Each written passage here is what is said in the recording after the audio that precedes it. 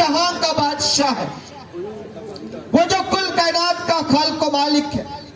वो जिसने मुजस्सम होकर कलमा को बदन की सूरत दी, वो जिसने दुनिया में आकर दुनिया को नजात दी, वो जिसने कायनात का रुख बदल डाला, जिसने दुश्मनी को मोहब्बत में तब्दील कर दिया, जिसने इंसान को इंसान का दर्जा अता किया, जिसने हकीकी मायनों में इंसान को जीने का हुनर दिया, वो जिसने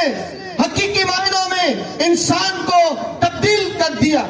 वो जिसने नजात को हर एक के लिए आम कर दिया, वो जब कायनात में आता है तो उसके लिए जगह नहीं है, उसके लिए सराय में जगह नहीं है।